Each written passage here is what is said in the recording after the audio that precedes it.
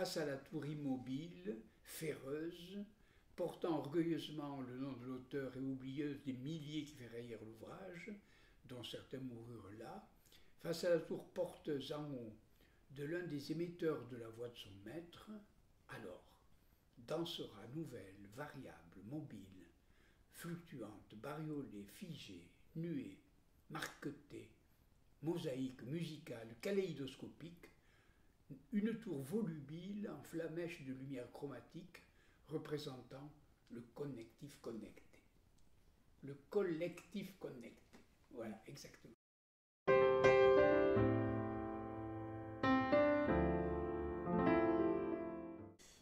Bonjour, Monsieur Serre. Bonjour et bienvenue en France. Merci beaucoup. Merci aussi d'avoir accepté de nous recevoir chez vous. C'est bien loin. Je suis content que vous soyez là. Ouais. Merci.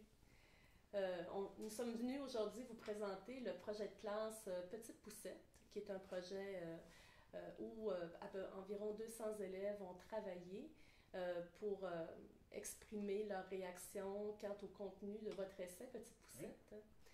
Et j'aimerais savoir votre réaction, connaître votre réaction par rapport au travail de ces élèves-là. Oui. Alors, elle est double. D'abord, une grande joie, parce que tout de même, qu'un livre qui a été destiné à quelqu'un soit reçu par quelqu'un et qu'il réagisse, est une joie pour un auteur, ça c'est évident.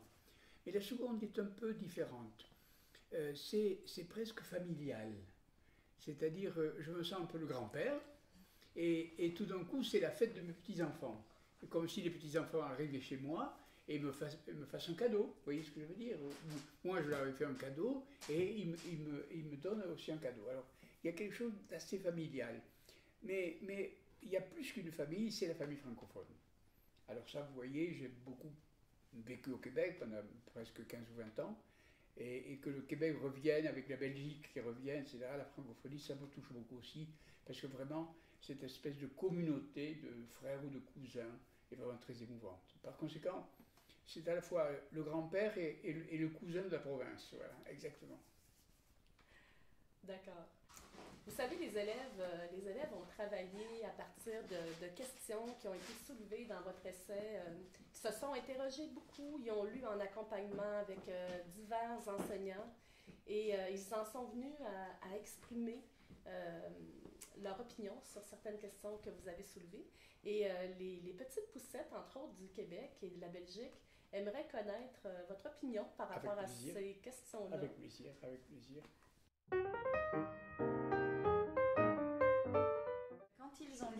Quand ils ont lu votre essai, ils ont déterminé 4 questions sur lesquelles ils ont débattu les élèves de la Belgique et du Québec.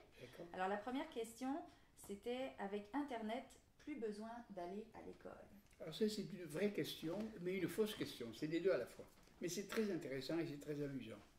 Parce que, en effet, à mesure qu'on monte en âge, primaire, secondaire, supérieur, en effet, on a de plus en plus de liberté d'accès à Wikipédia, par exemple. Hein. Bon.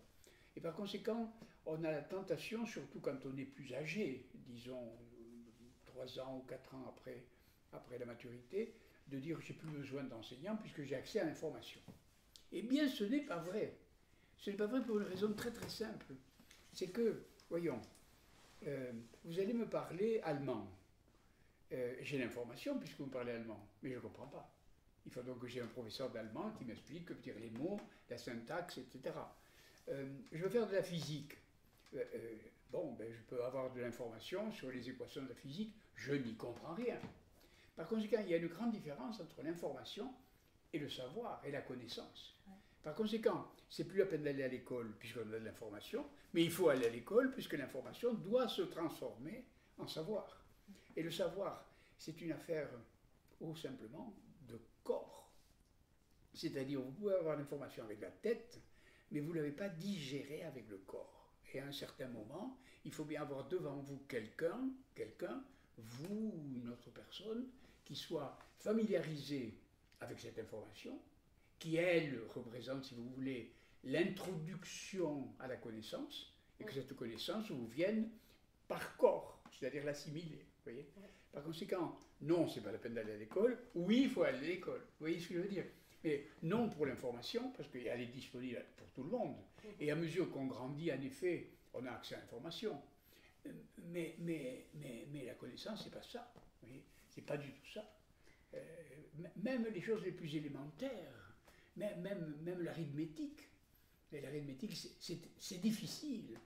Et bon, on peut toujours apprendre par cœur les tables de multiplication. Ça ne vous dit rien sur ce que c'est qu'un nombre. C'est très difficile que c'est qu'un nombre.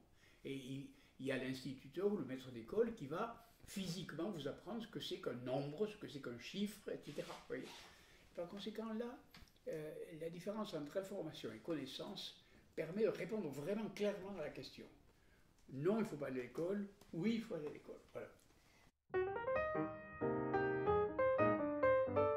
Donc, je fais un lien tout de suite avec une des questions qu'on avait imaginées par rapport au rôle de l'enseignant, puisque vous l'abordez ici. Il y a beaucoup d'enseignants qui pensent que justement l'apport des technologies en classe va leur faire perdre leur place, ou la place qu'on leur a connue depuis des années. Alors, qu'est-ce que vous diriez à ces enseignants justement? Alors oui, j'aime bien le mot perdre. J'aime bien le mot perdre. Par exemple, quand on était à quatre pattes, il y a très longtemps, on était appuyé les deux mains sur le sol. Et alors quand on s'est mis debout, on a perdu, enfin les bras ont perdu leur fonction d'appui. Ah oui, mais ils ont inventé la main. C'était quand même plus extraordinaire que l'appui. Au lieu d'être un sabot, c'est devenu la main. C'était une invention formidable. Donc quelquefois, quand on perd, on gagne beaucoup plus qu'on ne le croit. Alors, évidemment, je vais recommencer un peu sur tout à l'heure. C'est-à-dire quand vous rentriez moi je suis enseignant, quand je rentrais dans mon amphi, je savais bien que mes étudiants ne savaient rien de ce que j'allais dire. Aujourd'hui, je peux imaginer qu'ils ont regardé sur Wikipédia ce que j'allais dire, le sujet de mon cours. Donc, je ne rentre pas devant les mêmes étudiants. Est-ce que j'ai perdu? J'ai gagné un temps fou. J'ai gagné un temps fou.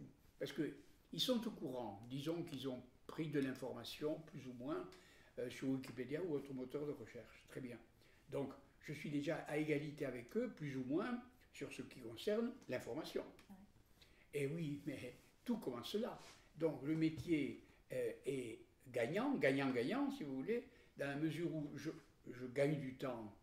Ce n'est pas la peine de passer par les préliminaires, mais tout d'un coup, je peux approfondir de façon vraie le passage à la connaissance. C'est extraordinaire. Et par conséquent, le métier n'a pas perdu, il s'est un peu et légèrement transformé. C'est-à-dire, il a gagné, disons, un point ou deux d'avance sur la dernière fois. Tenez, par exemple, je vais vous dire, avant qu'on invente les nouvelles technologies, on avait inventé l'écriture. Il y a très longtemps, il y a des milliers d'années. Et imaginez le maître d'école, à l'époque où il n'y avait pas d'écriture. Eh bien, il était obligé de raconter par cœur une chanson ou une histoire, et il fallait que les étudiants l'apprennent par cœur. Et une fois qu'ils avaient appris par cœur ensemble, on pouvait en parler. Et oui, mais une fois qu'il y a eu l'écriture, il suffisait d'apprendre à lire, et ils avaient déjà en place l'information sur la chanson. Vous voyez ce que je veux dire? Donc, l'instituteur ou le maître d'école ou le professeur du secondaire gagnait du temps avec l'écriture. Il y avait un stock, vous voyez? Et là, c'est un peu la même chose. Donc, le métier d'enseignant a évolué lentement pendant les siècles et toujours dans la même direction. Vous voyez? C'est-à-dire, il avait des outils un peu plus pratiques, d'abord l'écriture, ensuite les livres imprimés, l'imprimerie, et maintenant les écrans, tout ce qu'on veut du point de vue du numérique. Il a des outils, mais ces outils lui font gagner du temps, transforment le métier et le rendent plus intéressant. Pourquoi? Parce qu'il y a une sorte d'égalité, c'est pas d'égalité, une sorte d'accord profond avec les étudiants. Ils savent déjà quelque chose. Alors, il y a une sorte de complicité. Oui, de complicité. Merci, voilà, cherchez le mot. Les étudiants sont mes complices, ils savent déjà quelque chose. Ouais. Et donc, cette complicité, du point de vue émotif, ou du point de vue, si vous voulez, des sentiments, fait un accord entre l'enseignant et l'enseigné qui n'existait pas avant. C'était pas mes complices avant. C'était un peu des gens extérieurs. Donc, amélioration, transformation, mais pas du tout perte, il n'y a pas de doute. Oui. Voilà. Oui, on s'est levé, on a gagné la main. Voilà, c'est extraordinaire. Oui.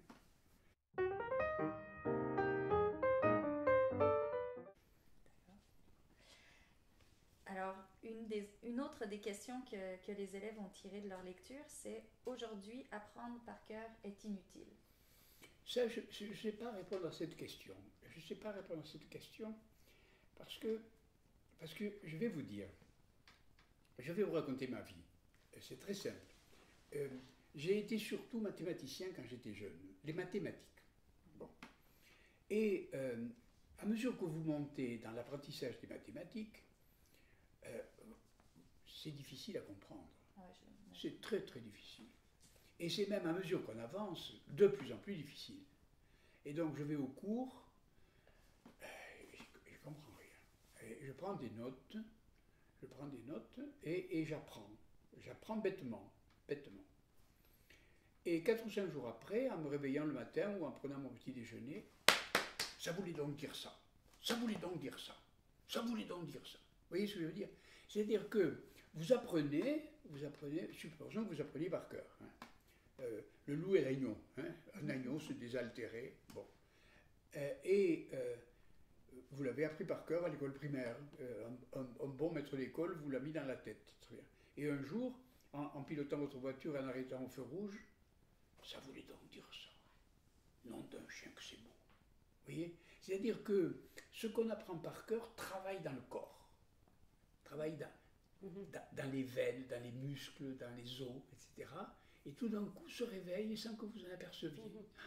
Et donc il y a quelque chose dans l'apprentissage par cœur qui me fascine. Vous voyez ce que je veux dire? C'est pas mécanique du tout d'apprendre par cœur. C'est d'emmagasiner quelque chose qui devient peut-être une information morte. Ah bien, c'est possible. Mais à mesure que le corps se développe, cette information qui est dans votre, je ne sais pas où elle est, dans l'estomac, dans les muscles, dans les genoux, dans la tête, je ne sais pas, où elle est, se met à se réveiller un jour. Et tout d'un coup, vous découvrez quelque chose. Donc, c'est vrai que le loup et l'agneau, j'ai qu'à taper, je l'aurai devant moi. Et c'est autre chose de l'avoir devant moi, comme cet objet. C'est autre chose d'avoir un objet ou d'avoir un organe. La différence qu'il y a entre un objet et un organe. C'est-à-dire, si j'ai accès sur Wikipédia, c'est un objet. Mais si je le sais, moi, par cœur, c'est un organe. Et cet organe est vivant. Voilà. J'ai envie de défendre un peu ce type d'apprentissage. Et il m'a, pour moi, toujours beaucoup servi. Parce que c'est vrai qu'il y a des théorèmes, puisque je parle mathématicien, que j'avais rien compris. J'avais 18 ans, 20 ans, rien compris. Mais à mesure que j'avançais comme ça, je me disais, oh là là, il voulait donc dire ça, ce machin. Et on finit par, il y a une sorte de vie propre du savoir quand il est comme ça, intégré à votre corps. Voilà. Et qu'on comprend au fur et à mesure des expériences. Là. Voilà. Et les élèves ont d'ailleurs beaucoup travaillé sur cette phrase que vous défendez dans votre essai d'ailleurs, où vous dites vaut mieux une tête bien faite qu'une tête bien pleine. Et c'est un peu un complément à la question que Nathalie. C'est-à-dire que cette phrase avait été dite par Montaigne, comme vous le savez, au début de l'invention de l'imprimerie. Alors ça, c'est intéressant, parce qu'avant l'imprimerie, il fallait bien que celui qui était, je sais pas, par exemple, historien, sache par cœur les historiens d'avant. Par conséquent, il avait une tête pleine de par cœur. Et effectivement, dès le moment où on invente l'imprimerie, les livres sont sur l'étagère. C'est plus la peine de savoir par cœur, oui, c'est bien sûr. Alors, oui, de ce côté-là, non, c'est pas la peine de savoir par cœur. Mais d'autre part, oui, c'est la peine de savoir par cœur. Vous voyez, de nouveau, il y a ce balancement.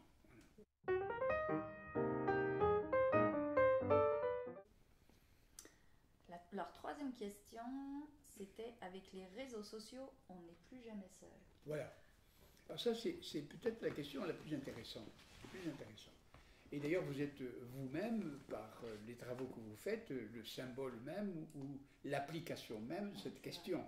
Parce que Autrefois, les Québécois, ben, ils étaient très très loin des Parisiens ou des Bruxellois. Vous voyez ce que je veux dire? Aujourd'hui, on est immédiatement à côté. C'est-à-dire, on ne vit plus dans le même espace. C'est ça qui est extraordinaire. C'est-à-dire, je suis né dans le sud-ouest de la France, et quand j'étais petit, il fallait 12 heures pour aller à Paris. Vous voyez, j'étais à 12 heures de Paris. J'étais donc à 12 heures du musée du Louvre. Et je n'avais jamais vu la Joconde. Vous voyez ce que je veux dire? Aujourd'hui, clic, j'ai la Joconde tout de suite chez moi. Vous voyez, alors, ce n'est pas la Joconde en vrai, mais enfin, quand même, c'est la Joconde virtuelle. Et par conséquent, les amis du Québec, les amis de Bruxelles, ils sont voisins. Ils sont mes voisins.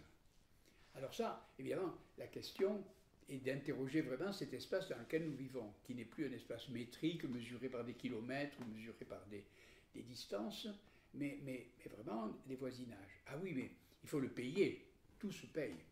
Alors, à l'époque où c'était une distance réelle, j'étais loin de vous en chair et en os, et moi en chair et en os. Et on est voisins, mais on n'est plus en chair et en os tout à fait, c'est le virtuel. Voilà. Et par conséquent, les voisinages, c'est vrai, on n'est plus jamais seul, mais on n'est plus jamais seul dans un nouvel espace, dans un nouveau monde. Et ce monde est un monde virtuel. Alors, c'est la seconde question. Est-ce que le virtuel, c'est mieux que le présentiel, hein? Alors voilà, c'est toute la question. Alors moi, je réponds à cette question de la façon suivante. Puisque je disais que j'étais mathématicien quand j'étais jeune, vous savez, je ne suis pas devenu mathématicien parce que j'étais bon. J'étais devenu mathématicien parce que j'étais éperdument amoureux de ma professeure de mathématiques. Mais bien sûr, c'est comme ça que ça marche, vous savez bien. Mais je suis devenu très très très mauvais, je ne sais plus dans quelle matière, je n'ose pas le dire, parce que je détestais mon professeur de la matière en question. Donc le présentiel n'a pas peut-être que des vertus, puisque on peut détester le professeur qui vous le rend au centuple, et vous n'êtes plus bon dans la matière. Il vaudrait mieux alors qu'il soit virtuel. Vous voyez? Donc le virtuel a quelquefois des vertus de remplacement par rapport au présentiel, et le présentiel a des vertus de remplacement par rapport au virtuel. Il faut les deux. Et la preuve qu'il faille les deux est très simple, c'est que on est des curieux animaux, nous les hommes. Si vous prenez une vache, elle est parfaitement présente à l'herbe qu'elle broute. Elle est toujours là. Et vous voyez ce que je veux dire? Et elle voit très bien le taureau à côté, il n'y a pas de problème. Elle ne rêve pas. Elle ne rêve pas. Tandis que nous, on est tout le temps en train de rêver. Hein? C'est-à-dire, j'aimerais bien voir une petite amie qui est à 100 km, le rêve. Ah, je suis amoureux de tel acteur de cinéma, ou amoureuse de tel acteur, vous ne l'avez jamais vu, hein, etc. Donc notre vie virtuelle est très très riche, mais depuis toujours. Depuis toujours, on rêve, on lit des choses, on vous raconte des histoires qui n'ont jamais existé, vous êtes dans l'imagination, vous êtes comme Don Quichotte, en train de transformer les moulins à vent dans des dangereux adversaires, vous voyez ce que je veux dire? Donc nous sommes des animaux virtuels. Et par conséquent, à la différence des animaux, nous sommes virtuels, eh bien, le virtuel et le présentiel sont ensemble, comme nous vivons à la fois dans le présentiel et le virtuel. J'aime beaucoup mes enfants, mais voilà, il y en a un qui habite Singapour. Ben ouais, je l'aime beaucoup, mais vous voyez, il n'y a pas de... Donc, il ne faut pas croire que le virtuel est meilleur que le présentiel ou réciproquement. Et il faut dire que nous sommes des bêtes particulières qui associent dans leur vie et leur activité les deux composantes en question. Alors, on est à la fois virtuel et présentiel, et par conséquent, dans l'enseignement, il faut les deux, tout simplement.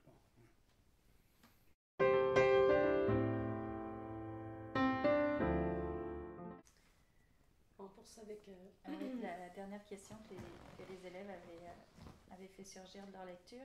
C'était « Internet rend l'humanité plus tolérante ».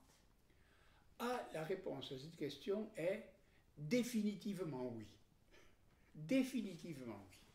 Et c'est assez facile à comprendre. On parlait tout à l'heure de la distance. Vous savez, j'étais loin dans le présentiel. Bon. Et on nous avait appris, quand on était petit, qu'il fallait détester les ennemis. Hein? D'ailleurs, il fallait les détester tout simplement parce qu'au lieu de dire oiseau, il disait un autre mot. Vous voyez, bon. Et par conséquent, il y avait beaucoup de haine qui était comme ça fabriquée. Vous voyez.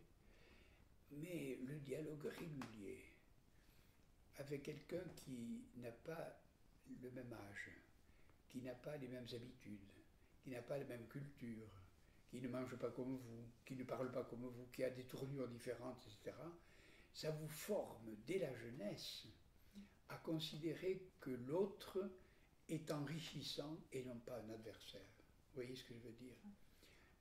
Maintenant, les maîtres d'école qui sont avec nous savent des choses bien supérieures à nous depuis quelque temps. Moi, j'ai rencontré même ma petite fille sortant de l'école disant « Oh, mes petits amis sont méchants, ils disent que Sarah est noire. » Et elle est sénégalaise, Sarah. Et je disais « Mais écoute, Lise, excuse-moi, mais Sarah est noire. » Toi aussi, tu le dis. Elle n'avait pas vu. C'est-à-dire qu'il y a une communauté entre les gens qui font que l'altérité se voit moins qu'autrefois. Vous voyez ce que je veux dire? Et ça, je crois quand même que c'est un des bénéfices peut-être majeurs pour l'humanité que le virtuel. Lorsque vous avez correspondu avec des Allemands, par exemple, pendant toute votre jeunesse, vous avez des correspondants allemands, vous n'êtes pas dans la peau des gens qui, pour mes grands-parents, faisaient la guerre à l'Allemagne. Non. Vous ne diriez plus jamais à aucun de vos enfants qu'il fallait se battre contre les Allemands. Et les Allemands sont nos amis, et puis ça y est. Oui, et c'est vrai de tant de choses. Mais bon. Et puis les moqueries. Hein? Vous êtes québécois. On s'est moqué de vous quand vous étiez, quand vous êtes venu à Paris. Mais on se moquait de moi aussi parce que j'étais gascon. Alors je vous comprends bien, parfait. Par conséquent, aujourd'hui, vous avez remarqué que les accents, j'en ai encore moi aussi un accent comme vous, eh bien maintenant ils sont à la mode. Avant, on s'en moquait. Moi, quand j'ai passé les examens, les gens se foutaient de moi ouvertement, mais absolument, même dans la rue. Vous voyez. Aujourd'hui, l'accent québécois à la télé, tout le monde est ravi de ça. Ah mais si, c'est talent. Et par conséquent, vous voyez, là il y a une sorte de tolérance qui s'est multipliée et qui est probablement une des bénédictions de notre âge contemporain. Davantage d'ouverture. Absolument. Ouais. À votre avis, dans le monde virtuel qui nous habite présentement, on vit vraiment dans un monde virtuel, l'école est un petit peu en porte-à-faux. On a certaines craintes de faire entrer aussi le numérique dans les écoles. Si il y avait une compétence que vous pensez qu'on devrait développer chez les élèves devant l'arrivée massive du numérique à l'école, quelle serait-elle? Je crois que puisque j'ai parlé de mon âge de grand-père, moi je travaille avec le numérique depuis, disons, 30 ans. Mais le numérique est resté pour moi un outil. C'est-à-dire, je m'en sers, je suis assez familier avec ces outils-là, bien sûr, mais je m'en sers comme un outil, c'est-à-dire je suis extérieur à cet outil. Il y a moi et il y a l'outil. Mais Petite Poussette, elle ne vit pas comme ça du tout. Elle vit dans un monde impliqué par l'outil. Elle est dans l'outil, moi je suis dehors l'outil. Oui. Par conséquent, je ne vais pas parler d'une compétence particulière, mais l'essentiel est d'être dans ce monde-là. Et par conséquent, quand j'ai un gros ennui sur mon ordinateur, je téléphone à mon petit-fils, ou ma petite-fille, qui est Petite Poussette elle-même, et qui, m'arrange cette affaire. Vous voyez que j'étais extérieur, et qu'eux sont intérieurs. Vous voyez. Oui. Donc, cette compétence-là, ce n'est pas une compétence, c'est la familiarité avec le monde impliqué par les outils. Vous voyez. Et cette familiarité, je crois que ma génération, aussi adaptée soit-elle, n'est pas dedans. Vous voyez ce que je veux dire? Oui. Tandis que la génération, à partir d'un certain moment, ça a basculé et le monde en question s'est formé. Je vais aller un petit peu plus loin dans ma question, c'est-à-dire, on sait maintenant que la connaissance est à la portée de tous, oui. Que de plus en plus les machines remplacent les métiers, les machines sont de plus en plus puissantes, les algorithmes, etc. Vrai. Donc, on remplace beaucoup de travailleurs maintenant par les technologies. Exact. Alors, pour Petite Poussette, qu'est-ce qui l'attend? Il y a peut-être une inquiétude en effet, parce que pour le moment, les nouvelles technologies supprime plus d'emplois qu'elle n'en crée. C'est à peu près le chiffre qu'on a là-dessus. En effet, il y a beaucoup de métiers qui sont des métiers, disons, de service ou d'intermédiaire. Dès le moment où vous mettez de nouvelles technologies, le métier disparaît. Il n'y a pas de doute là-dessus. Par conséquent, c'est vrai qu'il y a plutôt quantitativement des suppressions d'emplois. Mais on n'a pas encore exploré tous les métiers qu'on peut inventer dans ce monde-là. Alors ça peut donner l'espoir, au contraire, du redressement de ce type de décroissance. Et je le crois. Je le crois parce qu'il s'en crée tous les jours des métiers dans cette question-là, tout le temps. Tout le temps. Alors, quelles compétences on doit développer pour des métiers dont on ne connaît pas encore ce qu'ils seront? Ah, ça c'est une vraie question. Et alors, je vais là me référer à mon expérience d'académicien. D'accord. Bon. Vous savez qu'à l'Académie française, notre spécialité, c'est la langue. Et comme notre spécialité, c'est la langue, nous fabriquons le dictionnaire. Le dictionnaire qui fait, disons, référence pour la langue française, qui nous unit. Bien. Eh bien, ce dictionnaire, on le fait tous les 15 ans, 20 ans, le temps que la langue se stabilise. Donc on a à notre disposition le dictionnaire qui a été fait il y a 350 ans, il y a 300 ans, vous voyez, il y en a une série. Et entre deux différents, la différence du nombre de mots est de 3 à 5 000 mots, chacune. Et c'est à peu près constant pendant toute l'histoire. Et aujourd'hui, entre l'ancien dictionnaire et le nouveau, la différence est de 37 000 mots. C'est colossal. 37 000 mots nouveaux? Non, entre ceux qui s'en vont et ceux qui arrivent. Non, okay. Les deux. Les deux. Le départ et l'arrivée. 37 000 différences. Alors j'ai regardé pourquoi. Et d'abord, il y a deux questions. Est-ce que c'est vrai pour le portugais? Est-ce que c'est vrai pour l'allemand, l'anglais? Oui, la réponse est oui. C'est vrai, toutes les langues en sont là. Bon. Et la réponse est pourquoi. Et là, je réponds à votre question. La réponse est les métiers. Regardez les métiers tels que votre grand-père les connaissait. Ils ont presque tous disparu. Et c'est de nouveaux métiers qui les remplacent. Et dès lors qu'il y a des nouveaux métiers, il y a de nouvelles compétences, il y a de nouveaux mots, il y a de nouvelles manières d'attaquer, etc. Vous voyez ce que je veux dire? Et par conséquent, nous sommes en fait dans un monde où ce qui se transforme le plus, c'est les métiers.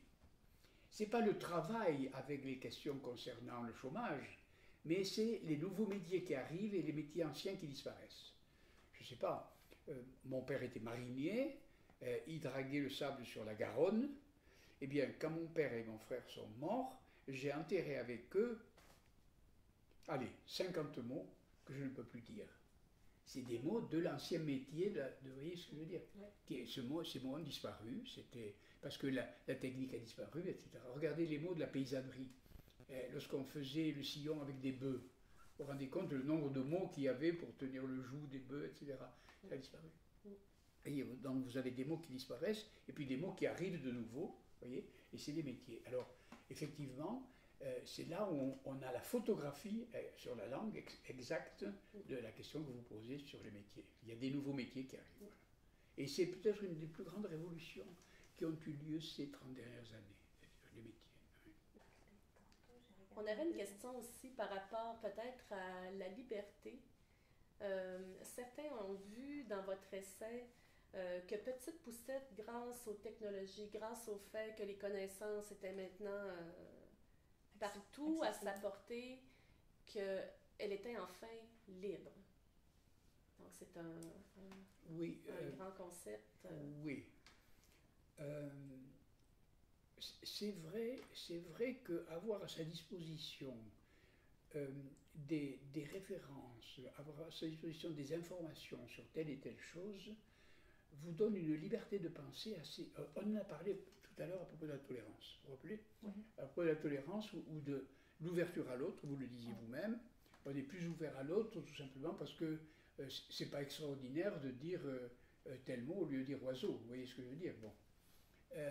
Donc là, il y a ouverture. Et c'est un peu la même chose pour le savoir. On visite plus de sites sur Google Earth, on visite plus de savoir sur Wikipédia, etc.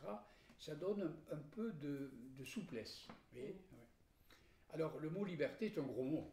Hein, c'est un gros mot. Est-ce que, parce qu'il y a des gens qui disent que avec les jeux vidéo, par exemple, il y a au contraire des drogues qui se mettent en place, vous voyez, et là, la personne est plutôt figée et moins libre, vous voyez ce que je veux dire. Elle demeure encore passager plutôt que, voilà, que conducteur. Oui, que conducteur, voilà, c'est ça. Merci. Peut-être sur ce lien entre les générations. Vous parlez dans votre livre de la lèvre aval, de cette faille, de cette brèche. Comment voyez-vous ça pour l'avenir de nos petites poussettes? Parce que ces liens... Oui, je crois que on a beaucoup parlé, et on parle encore beaucoup, il y a beaucoup de livres qui paraissent là-dessus, sur le choc des générations, comme s'il y avait une difficulté générationnelle. J'en suis pas tellement sûr. J'en suis pas tellement sûr. Pourquoi? Parce que dans le numérique, c'est pas tout à fait un partage de générations qui ont lieu. Moi, je connais des vieillards très avertis des nouvelles technologies, et vous voyez, ça traverse la société de façon un peu plus fine que le choc des générations. C'est pas la génération Y, je crois qu'on dit, ou X ou Z, j'en sais rien. C'est un peu ridicule. C'est un peu ridicule. En fait, il y a un mouvement de civilisation. Et je le compare, vous avez vu dans le livre, je le compare à l'invention de l'écriture. On n'a jamais dit que Socrate n'était pas la génération de Platon. Socrate parlait et Platon écrivait. La coupure est là. Et ce qui bascule là, c'est une bascule vraiment de culture, de génération, pas de génération, mais de civilisation. Et là, nous assistons plutôt à une bascule en effet de monde. Le monde change. Et bon, et bien voilà, et il y a des gens qui s'adaptent, des gens qui s'adaptent moins, etc. C'est vrai que vous avez entendu parler de ce physicien génial qui s'appelle Max Planck, allemand, et qui disait, oh, vous savez, ce n'est pas parce que la physique dit vrai qu'elle fait des progrès, c'est parce que les générations d'avant prennent leur retraite. Alors, il parlait de génération lui aussi, bon. Mais enfin, c'est une plaisanterie. Je crois quand même que...